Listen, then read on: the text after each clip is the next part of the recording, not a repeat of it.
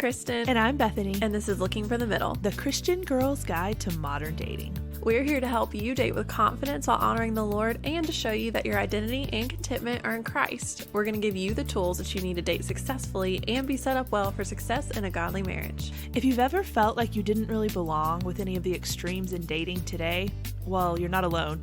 Neither did we. And that's why we're here looking for the middle. Hello, friends. Welcome back to another episode of Looking for the Middle. We're happy to have you. We are fully caffeinated at this point. Bethany with her Coke. I have my Diet Coke. She has cough drops. We're good to go. The rustling. I just realized I need to get another one. Popping a little them bag pills. of cough drops here has so many empty wrappers in it that I can't find one that actually has a cough drop in it. Yo, I am struggling. Oh, man. Don't you? It's just a cold. No one worried too much. Oh, yeah. I had COVID a long time ago. Yes, Don't worry. she did. I just went and got my antibodies tested. I am good to go. Fantastic. Okay, so today we are going to be talking about waiting, everyone's favorite topic when it comes to dating. Yay. If you have not listened to last week's episode, we would highly encourage you to go do that because these two episodes we kind of did in conjunction with each other. I have had a really hard time saying that word, so I'm really proud that I just nailed it on the first try. But we were kind of, as we were planning, we realized there was a lot of overlap and kind of unity with these two episodes. Yeah. So go check out last week's episode about when life doesn't go the way you thought it would or go according to plan, and be sure to listen to that as well. But don't stop listening now. They don't have to go in order. It's fine. Don't freak out. Before we jump in, y'all know the housekeeping stuff at the top here. If you are not following us on social media, we would love for you to do that. We are mainly living on Instagram right now. Everything from Instagram does get pushed to Facebook though, so if you're only on Facebook, you can find us there at Looking for the Middle Podcast, or go to our Instagram at LFTM_podcast, and there's lots of fun things happening over there. Storing Me Monday, links in our bio that if you want to submit questions for us to answer, all that jazz. Also, we know we're behind on DMs and emails. Life's been a little crazier than normal. Yes. So we know we're behind. We're working on it. We will get back to you. Yes. So sorry. Yes. The volume has increased pretty drastically through the last 2 seasons, I would say. Which is so great. We're so glad wonderful. y'all are reaching out. Yes. Just bear with us. Be gracious. Be patient with us. Yes. We're working on it. Yes. And then, of course, if you are not already subscribed to our newsletter, we would love for you to do that. There is a link in our Instagram bio for you to sign up for that. We send it out every Thursday with links to things we've mentioned in that week's episode. We give you some other, resources that we highly recommend. We point you to other episodes of Looking for the Middle that might be helpful for you. There's a Hallmark movie of the month, which is always fun. So be sure and go sign up for that if you haven't already. Now, Bethany's turn for question of the day, and she said it was fun, and she didn't know what her answer was going to be. Still don't. Which makes me nervous. Okay. But go ahead. So, if you could go on vacation with one famous person who's no longer living, and it can't be Jesus, or you can't go, no. Don't pull that crap. That's cheating. Who would it be, and why? Famous person who's no longer living? Yeah. You're going on vacation. Oh, gosh. I was fine until you said they had to be dead. I don't feel like I like a whole lot of dead people. That's true. Well, but if you say a famous rapper, I'm going to say Taylor Swift. I know. So it's not, oh, dear gracious. Well, you go first. Let me think more. If you've got one. Okay. I have one. And so, yeah, I'll go first while Kristen thinks. And this is someone who is not oh my word, this person that I'm obsessed with, but it was the first person that popped into my head that I was like, ooh, that would be a fun vacation. It's Audrey Hepburn. Oh. And partly because my idea of going on vacation with Audrey Hepburn is her movies. Yeah. You know what I mean? And she's so sophisticated and so gracious and just I just think she'd be really cool to go on vacation with. Oh, We'd probably go to Paris. Yes, is what I'm obviously. thinking. Go to Europe, yes. Yeah. But that would be mine. Oh, good gracious. I have no idea. It could be a president. It could be... I was trying to think. An author. It could be... I would want to go with Elizabeth Elliot. Oh, there you go. Because I feel like I would just I would want That's to a go good to one. like either some rural town in like Scotland or Uh-huh. Ireland or something, and have be in a little like cottage Airbnb, Yeah. or somewhere where there's water that you can sit on. And I would just want to pick her brain. Just And listen to it her wouldn't be a talk. vacation for her at all. It would be one for me. But I'd be like, okay, so when you write, like, what's your process? What do you do? Like, how do you Yeah. come up with the stuff? What does your quiet time look like? Like, all these I would just bombard her with questions that she'd hate me by the end of it. She'd be like, thank the Lord I'm dead, so I don't have to deal with this girl anymore. But yeah, that would be who I'd go with. Speaking of heaven, this is totally unrelated to anything. Great. But Love that. I Always. saw this quote. It's been a while now. And when you said that about, you should be so glad, shouldn't have to deal with you anymore. It just made me think of it. And it was talking about Paul.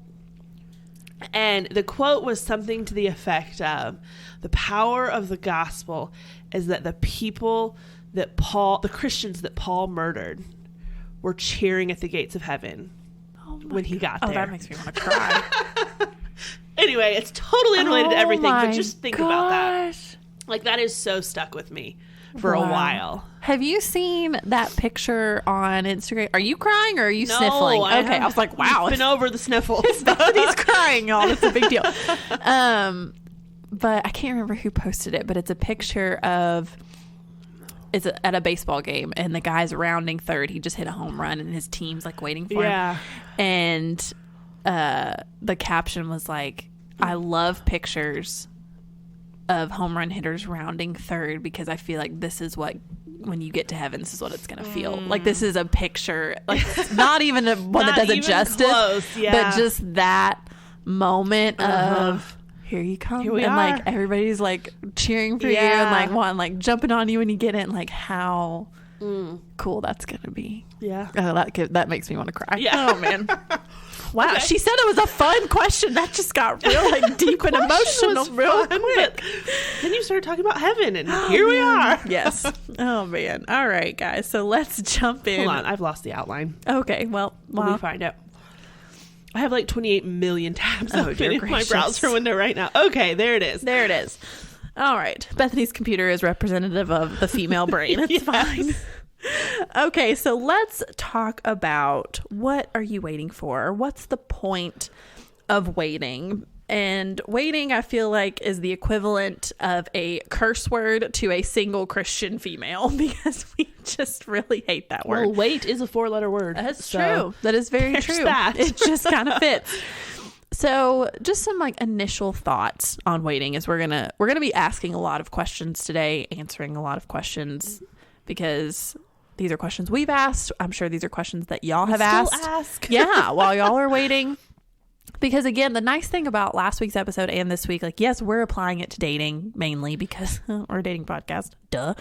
But these are, topics and lessons and pieces of encouragement that you can apply to a lot of different areas of your life where life didn't go the way you thought it would, or things you're waiting on. And we talked about last week how even though you may be waiting on a relationship or a spouse right now, like, when you get married, it doesn't mean you are never going to wait on anything ever again. Yeah. You're still going to wait. And so what can you learn right now, whether it's in dating or in another area of your life, to just prepare you for what else God has for you moving forward? But I think that's the first thing we need to remember, is you're always going to be waiting for something. Melanie and I have had more conversations about this in the last few years.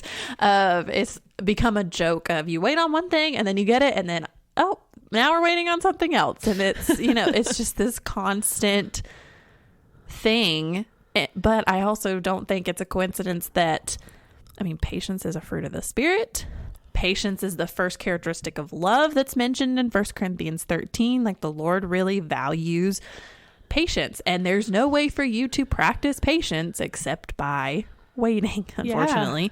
So we're going to find ourselves in seasons of waiting a lot. There's no avoiding it.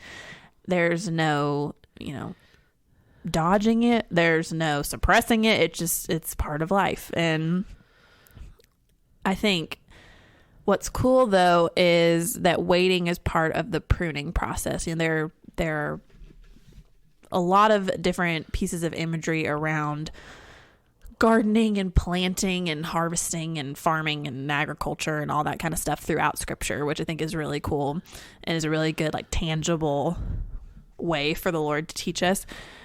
And one of those things is how we are pruned. How, you know, when you're, I don't know a lot about gardening, and obviously, because y'all know your girl ain't outdoors a whole lot, except when it's cold and everything's dead. So, but when, like, you're gardening, it's like rose bushes, for you've got to prune. I think it's a rose bush, right? You have to prune. Yeah.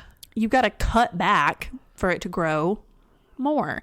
And so you may think like, okay, well, yeah, God pruned this part and then it grew back. Oh, he may prune it again, or he may prune a different branch, or he may prune the whole dang thing. Like, I don't really know.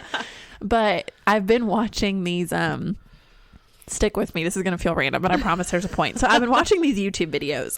I am going to butcher her name. It's this woman who lives in China. She's got 16 million YouTube subscribers, y'all. So she's 16 or 60? 16. Sorry, 16. Okay, I mean, either numbers. Yes, big. I yes, just was curious. Yes, 16. So it's, her name is spelled Liziqi. Okay. I'm not going to try to pronounce it because I will butcher it. But she lives on all this land with, like, her and her grandmother, and I'm assuming some other people. And they have this giant farm, and she harvests all this stuff and, like, plants everything and then cooks from scratch. And you, like, watch. She doesn't talk through it. It is and there's like this. That sounds fun. I'll send you the link. I'll put it in the newsletter. Yeah, do. It is the most, like, relaxing. They play it. They play her channel a lot at my nail salon. That's how I found it. And I'm literally like sitting there talking to Paul doing my nails, and then I'm watching and I'm literally like, I have never been more relaxed in my entire life. But I was watching this one particular video the other day, and I can't remember what she had planted, but the amount that she pruned, I'm like, she's gonna kill the thing. Like, she cut off so much. I'm like, what is she doing? Yeah. And it was going through, like, different seasons of this specific plant, and then it showed, 4 months later, and the thing was just overgrowing and thriving. Yes. And I was like, oh, I thought what she was doing to that plant was basically murdering it, or just cutting it down to what feels like there was nothing left. Yeah. And then a few months later, it was just, like you said, thriving. And I was like, wow, what a picture of when we think, like, all right, Lord, what else are you going to strip away? Like, what else am I going to be waiting for? I feel like nothing has turned out the way I thought. I'm waiting for everything. Nothing is going the way that I want it to.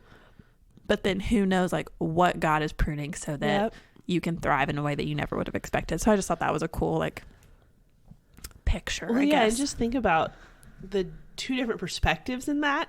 There's the bush or tree or flower plant or whatever it is who is absolutely being destroyed. Mm-hmm. But then you have her who knows better, who knows what the end result is, who knows that this is ultimately helpful, doing what needs to be done anyway. Yeah. Yeah. So put yourself in the place of that plant, and God is in the place of her who knows best, who knows what's better, who knows that this is ultimately for your good. It might not feel good to you, the poor rose bush, in the moment. Yes. Yeah, it's true. It's true. So that's fun. Now I really want to go. I'm telling you, it's addicting. Oh, I've pulled her up. I have a new tab on my browser window here. There you go. On YouTube, it's ready to go. It's so great. It's really nice to watch, like, right before I go to bed. Yeah. It's just, again, she doesn't talk through anything. They just show it all. Is there music? Yes, there's music in the background. It's like the same music you would hear, like, if you went to a spa. Okay. That very, like kind of like, not really white noise, but kind of. But it's like, like the wind chimey kind of. Oh, it's so great. It's heavenly. Go to a spa. I know, same. That sounds so good right now. I have a gift card and I have not used Take it. Me with you. Okay. I won't use your gift card. I'm just saying. I think the spa is near your house because it's from my basketball team. Oh, let's talk about that later. We'll talk about that off the air. Okay, sounds great. Okay, so let's jump in. So now, you're waiting. We've established that. You probably don't want us to keep reminding you. You get it. So, first question to ask yourself.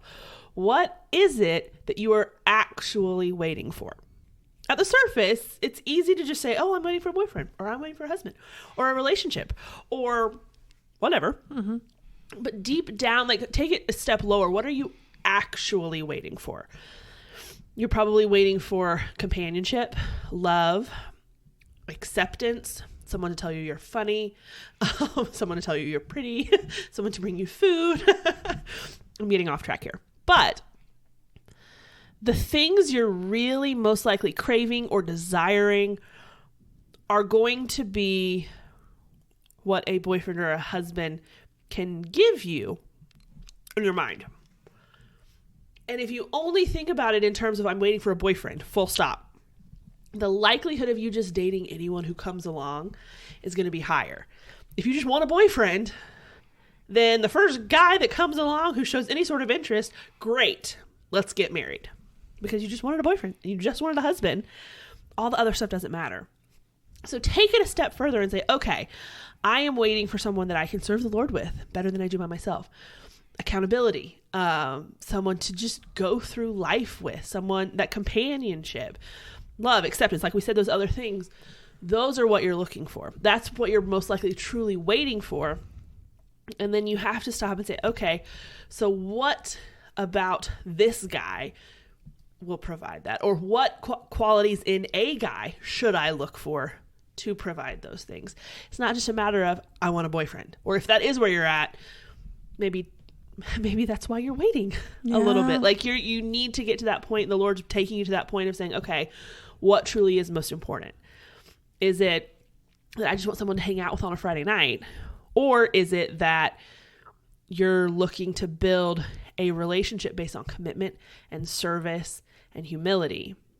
Not just, oh, he looks pretty. Yeah. So exactly.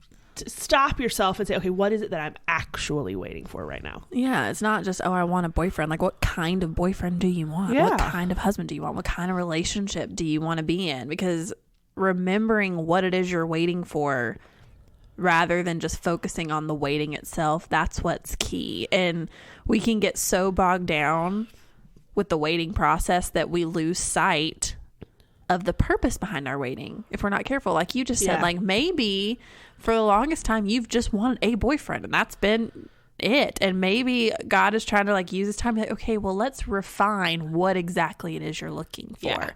And let's, boil that down a little more. And maybe that's why. And there's a purpose in it. There's not just this, oh, God's just, like a cat with a, that's owner that holds the toy right above it and it just keeps pawing at it and missing. Like, that's not what God's doing here. Or the laser. Yes. The cat's like chasing. Yes. Like, there's a point to it. And one of my favorite quotes about waiting, it says, our willingness to wait reveals the value we place on the object we're waiting for. Yep. And so true. It is. The more important that this thing is to you, whatever it is, the more value you place on it, like you're going to be able to, you're willing to wait longer for. I mean, I can't tell you how many times I've told my mom, like, look, I've waited this long. Yes. I'm not going to throw in the towel now. Nope. Or what's a few more months? Yeah. Yeah, I think you mentioned something. Well, it may have been last week's episode that you were. Look at you remembering all the things from. You've done that the last since we started this season. You've been very like, oh, remember this episode? Remember that episode? Well, I mean, I am talking about something we recorded 40 minutes ago. Hey, but that's okay. That's fine. We don't have to tell people that. Okay, fine. But see, the problem is you've built this up, and now I'm about to be like, do you remember what you said? Because I don't totally. Maybe I will. Keep going. Keep going. No. Oh, it was at the beginning. You were talking about that story of like Stephanie Mae Wilson. Yes. And how she felt like, okay, if I go on this trip and I do this, well, that's a whole year wasted of not meeting someone. And I can totally relate to that. And I thought it then and then I forgot. So I'm going to say it now, especially a lot of you ladies who, because I find myself in this place too. Maybe you're doing the online dating thing and you get burnt out and you just get tired of it and you're like, I need a break. And maybe it's in the middle of a subscription, like, because like they're doing their subscriptions longer and longer these days. So I've got a 12-month subscription to, I think, eHarmony that's like in the middle of it, but I'm just kind of like, all done at the moment. You know what I mean? She's like, ugh, I don't want to have to deal with that. You can take a month or two and just not even mess with it. But you're tempted, kind of like she was saying, well, I'm going to miss a whole year that I could be looking for my husband. You kind of have that same thought of like, okay, well, I'm going to miss 2 months. Like, I'm not getting any younger. But if you don't want to check the app or you don't want to whatever, well, that's okay. One, like you said, you've waited this long. Like, if you need a couple months or a couple weeks to just chill, that's okay. Absolutely. You're not, and like in the story last week, the trip she went on with the world race, she came back, she got a job with him, and her husband worked there. Her future husband worked there. That's how she met him. So you never know what's out there. But don't feel like, I only have so much time. I got to hurry up. You don't. Yeah, that's good. That's good. Y'all know I think that's good. This is like my from the first season where I would be like, right, yes, right. Yeah. Every time you would say something. Oh man. I know Kristen's gotten way better at her interactive listening. I feel like I come and go. There's times when I'm going back and editing and I'm like, just stop acknowledging everything she says. I'm like, yeah, I do it all the time. Anyway, of course, probably if I hadn't said that, most people probably hadn't noticed. Probably but not. now that I've mentioned it, now they will. Everyone's now going they will. to. It's fine. Maybe it's I need fine. that accountability in my life. I just need to know.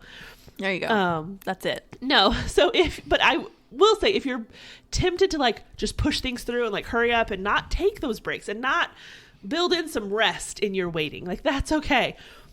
When you get tired of waiting or you feel this added pressure that comes with it, a lot of times what happens when we do that is you settle. Like I was saying, you just want someone, and here's a guy and he's seeming interested, so great, done. And you don't really vet it much.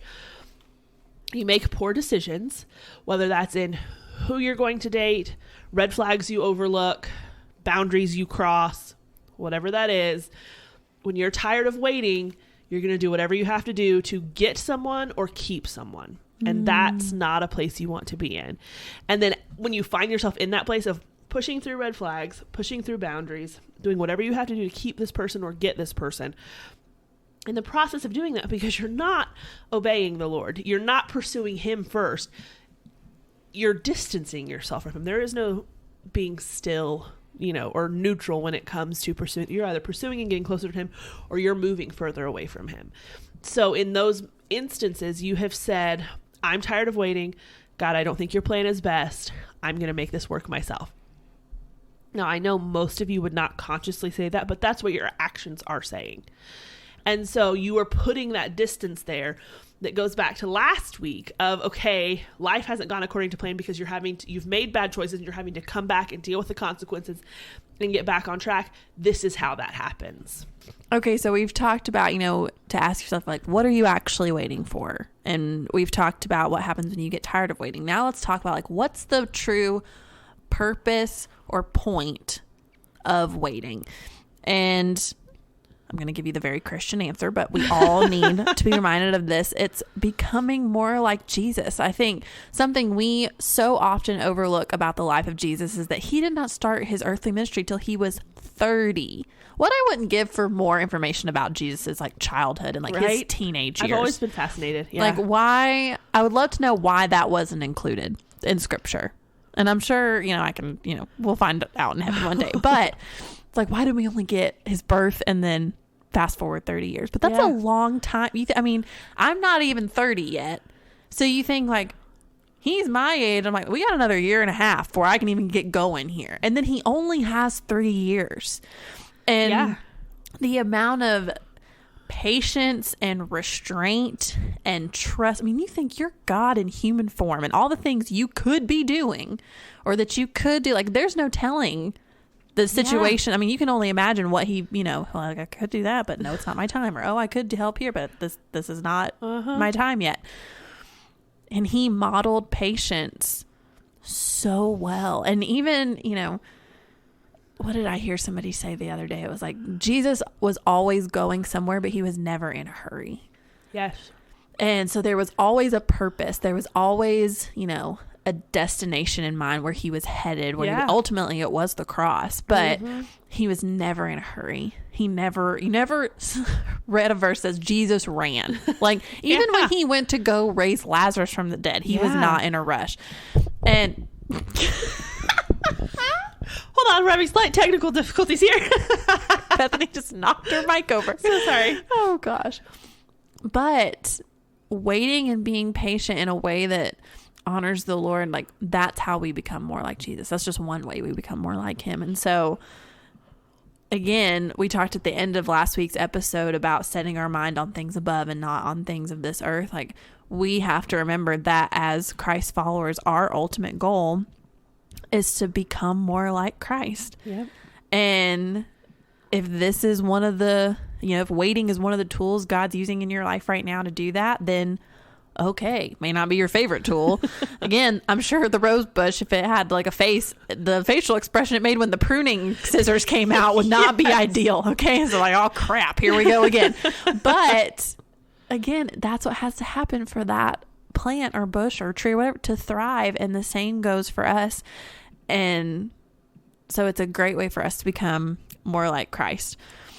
Another thing that I think we need to remember when it comes to us waiting is, and the purpose behind it, is that we have the chance right now, wherever we are, to become the women who will best serve alongside whoever we marry. And, I think when you think about that, you're like, oh, like, okay, like I can really be preparing myself. What could I be learning? How could I be growing? What skills can I acquire now that will serve me well later? What parts of my, character do I need to ask the Lord to develop more and help me grow in more? Maybe I need to learn to be more patient because my husband at times is going to drive me up the wall. He will. Yes. I don't think there's a wife on the planet that would say otherwise. And so, and you'll drive him up the wall too. Yes, That's a absolutely. two-way street. But what a great perspective to have of, okay, yes, I may not have met him yet, or yes, I'm not with him yet, but what a gift I have to take this time to prepare. And the same is true for him. Like, God could be using this time to prepare him to be with you too. I think about, there's a girl I went to high school with. She was several years older than me.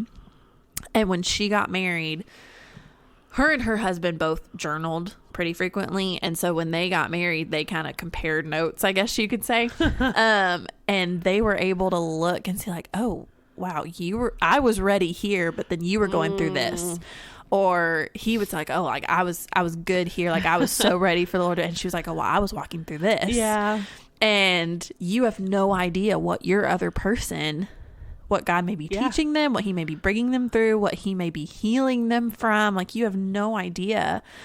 And, the thing about relationships is they require more than one person. So just because you feel like, okay, I'm in a good place and I'm ready and I'm, he may not be, and ready is, y'all know, is a relative term, but think about it from that sense too, of God's preparing him just like he's preparing you, and view that as a gift of that time that you both have to prepare for that. Yeah, we get it's just another form of our selfishness and self-centeredness coming through, I think, in that we think, well, if I'm waiting here for this relationship, okay, it's all about me.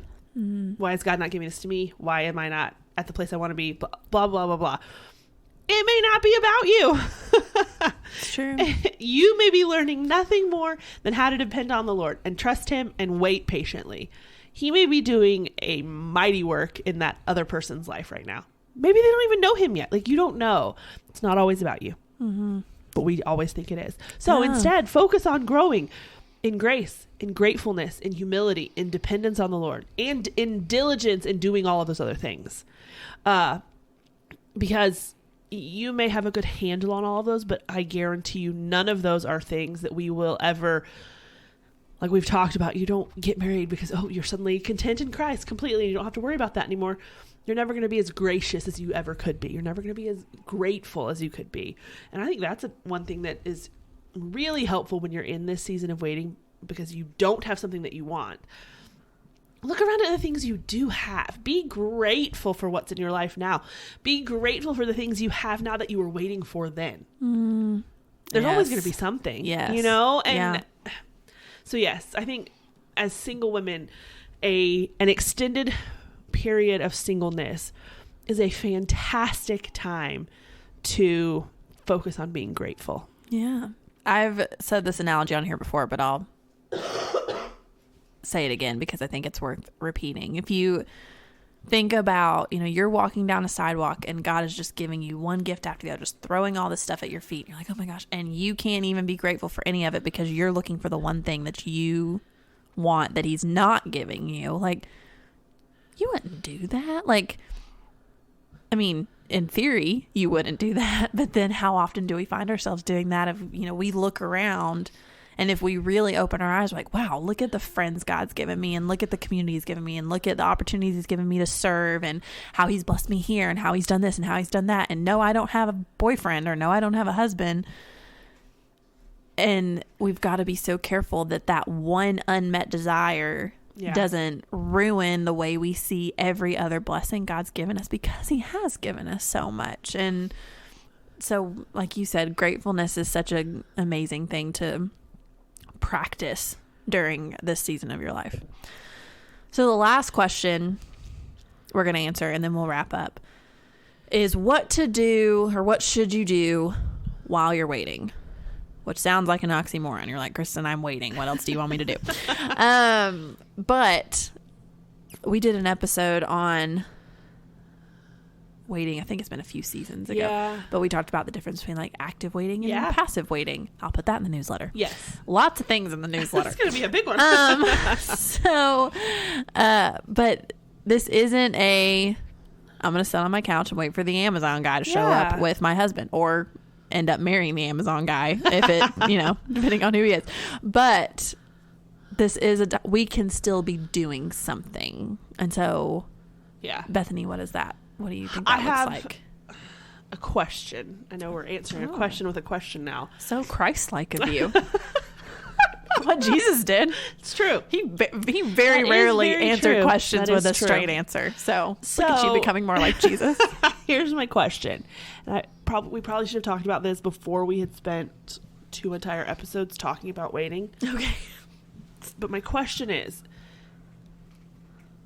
there even really such a thing as waiting, quote unquote, in God's economy? Whoa. Is that really even a thing? Or is that purely based on our understanding of linear time that I want this thing down the road?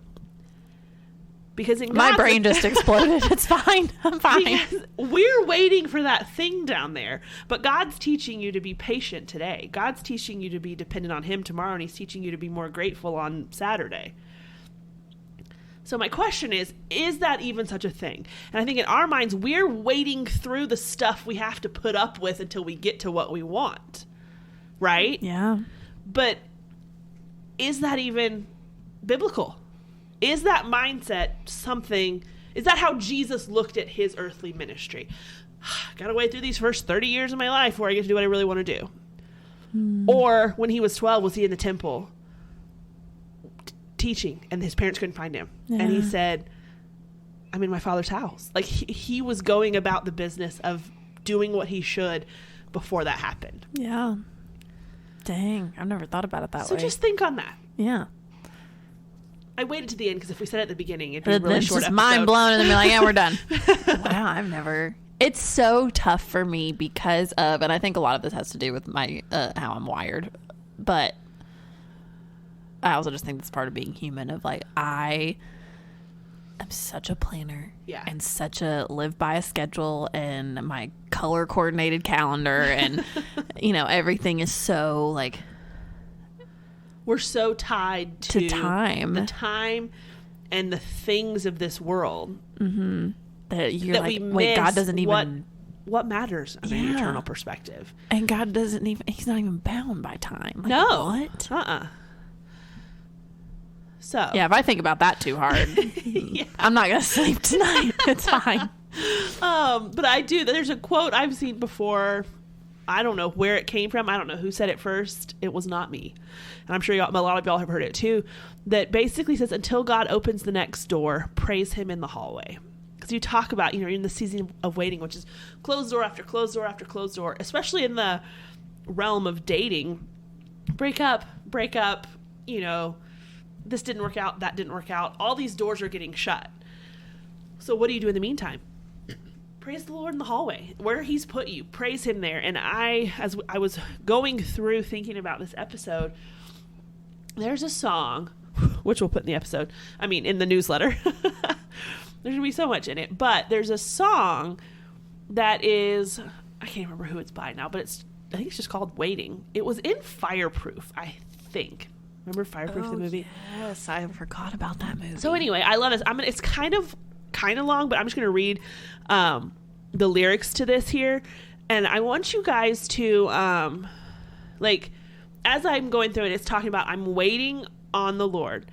But then listen to how active it is and how many characteristics go into waiting. So, because I'm waiting on you, Lord, and I'm hopeful. I am waiting on you, Lord, though it is painful, but patiently I will wait. I will move ahead bold and confident, taking every step in obedience. While I'm waiting, I will serve you. While I'm waiting, I will worship. While I'm waiting, I will not faint. I'll be running the race even while I wait. I love that. So, you're waiting, but I'm hopeful, patient, bold and confident, taking steps in obedience. So bold, confident, obedient, serving, worshiping, running the race. So that's what waiting is. And my guess is, if y'all are anything like me, which I feel like most of you probably are in this, you're waiting for a boyfriend, for a husband, for whatever, doesn't look like this. Mm-hmm. And I say if you're anything like me because it sure doesn't for me most of the time. Dang. Golly, that's convicting. It is. That's so convicting. It is. And so I think, just to kind of close it out, wrap it up here, one final thought is this. We make a plan for our lives, and we are pushing and working toward that goal. And there's nothing wrong with that.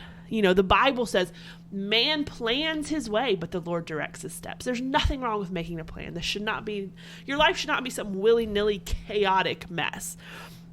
But as we're doing that, in that process, we get these blinders on that we've made this plan and now it's the only plan.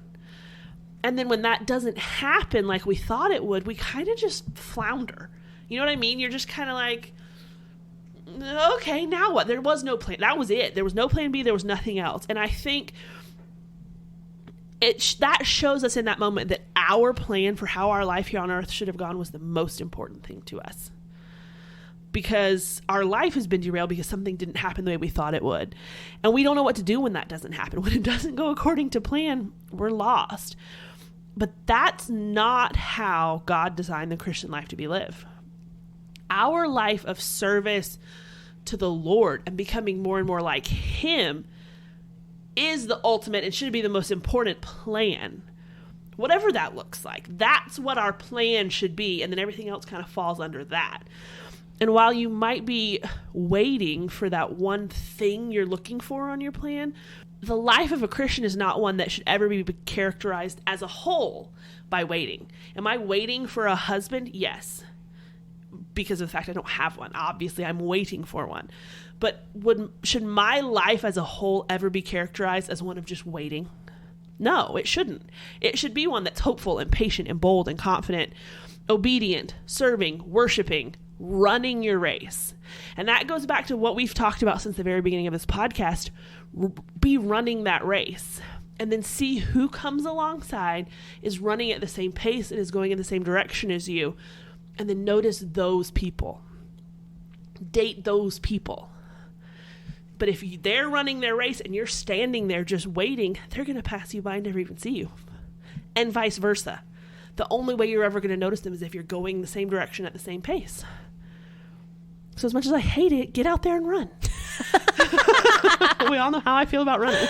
Oh my gosh. Which I've decided I need to go back to my running. Oh.